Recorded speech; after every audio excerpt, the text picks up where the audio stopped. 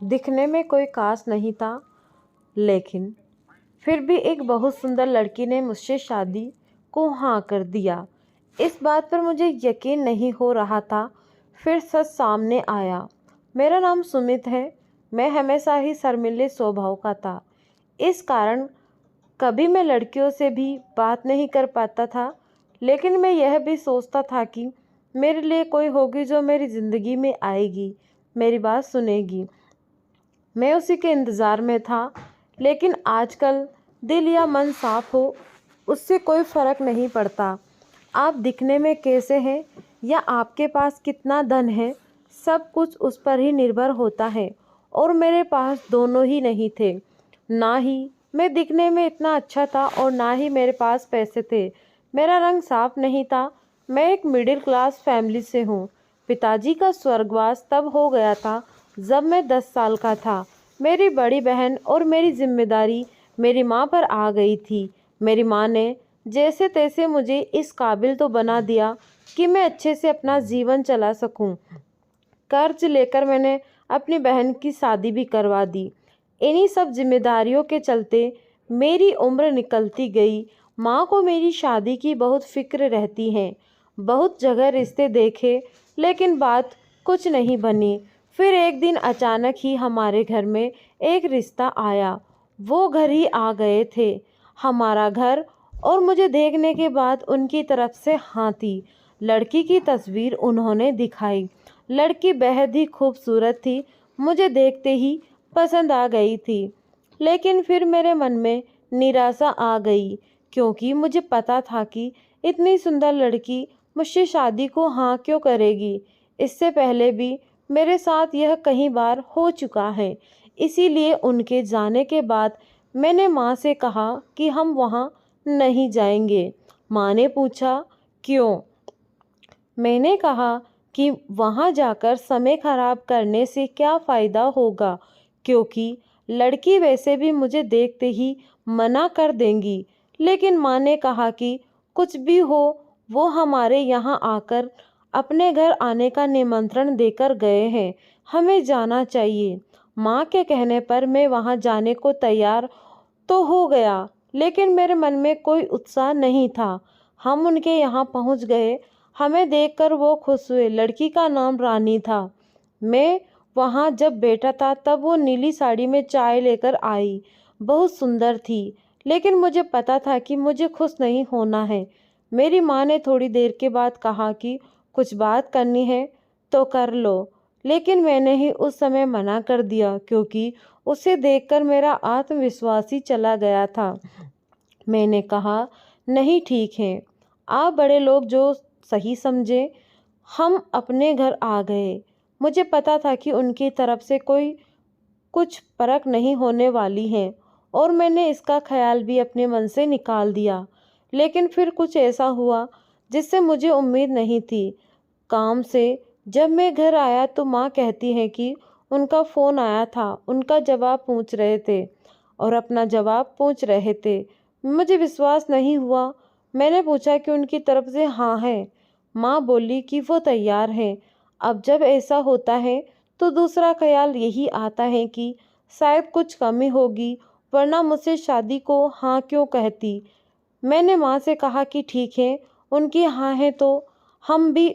अब मैं लड़की से बात करना चाहता हूँ।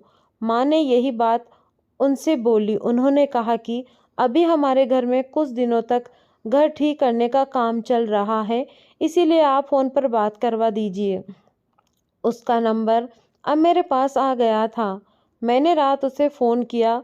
उधर से हेलो बोला गया। पहली बार मैं किसकी लड़की से बात कर रहा था, वो भी इतनी सुंदर। मैंने सबसे पहले एक ही सवाल पूछा कि आप मुझसे शादी को तैयार कैसे हो गई। वो कुछ देर चुप रही। कहा कि क्यों, आप ऐसा क्यों बोल रहे हैं? मैंने कहा कि मैं आपके मुकाबले कहाँ टिकता हूँ। वो बोली कि मेरे लिए बाहर से ज़्यादा भीतर की सुंदरता ज़रूरी है। मैंने कहा कि आपकी और मेरे विचार तो मिलते हैं। वो बोली कि आप भी इसी बात में मानने वाले हैं। मैंने बोला हाँ। बस उस दिन से ही मैं हवा में उड़ने लगा। प्यार में कैसा होता है यह आज तक मैंने सिर्फ सुना ही था, लेकिन जब सच में मुझे प्यार हुआ तो मुझे पता चला कि प्यार एक अशुद्ध एहसास है। मुझे सबसे ज़्यादा उसकी आवाज़ से प्यार हो गया। हम लोग सिर्फ शाम को ही बात किया करते थे, वो भी सिर्फ 10 बजे तक। शादी के लिए तारीख पक्की हो गई थी। शादी की तारीख पक्की हुई तब मैं बहुत खुश था। उस शाम जब मैंने उसे फ़ोन किया तो मैंने उससे पूछा कि कैसा लग रहा है तुम्हें। उसकी तरफ से थोड़ी देर तक खामोशी रही। मैंने पूछा, क्यों, तुम खुश नहीं हो? उसने कहा कि मैं तुमसे मिलना चाहती हूँ।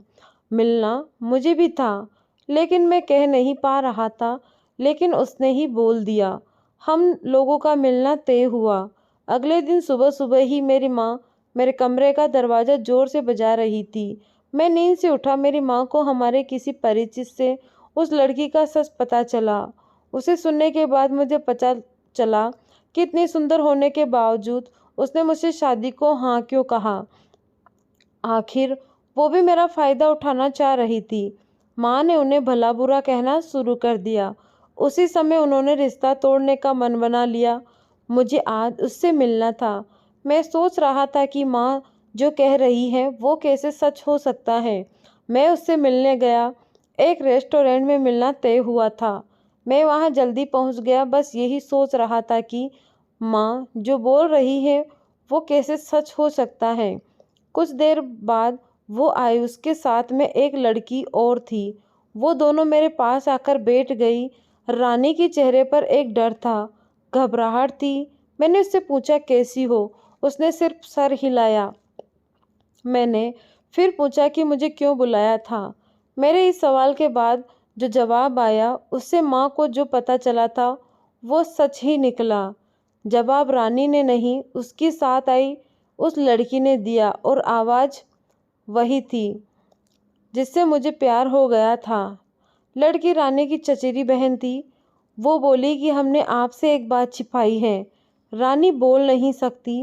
रानी की जगह मैं आपसे बात करती थी। रानी मेरे साथ बैठी रहती थी, लेकिन रानी चाहती थी कि शादी के पहले आपको सच्चाई पता चल जाए जो उसके घर वालों ने छिपाई है। यह आपको पर्दे में नहीं रखना चाहती थी। अब आपका जो भी फैसला हो वो रानी को मंजूर है। सभी ने अपनी बात बता दी। माँ ने कह दिया कि शादी नहीं करेंगे। रानी ने मुझे सच्चाई बता दी और मुझे डाल दिया दुविधा में। मैं उसे अब धोखेबाज भी नहीं कह सकता था। वो सच बताने के लिए आई थी। उसकी आंखें मुझे बहुत कुछ कह रही थी। मैं उसे कैसे मना कर सकता था। मैंने उसका हाथ पकड़ा और कहा कि क्या तुम भी मानती हो कि बाहर से ज़्यादा भीतर की सुंदरता ज़रूरी है? उसने हाँ में सिर हिलाया। मेरी माँ को मनाना थोड़ा मुश्किल था, लेकिन मैं जानता था कि वो मान जाएगी। उनके घर वालों ने सच छिपाने के लिए माफ़ी मांगी। रानी और मेरी शादी हो गई। बिना बोले भी वो बहुत कुछ बोलती हैं। प्यार में शब्द कहाँ ज़रूरी होते हैं, यह तो एहसास होता है।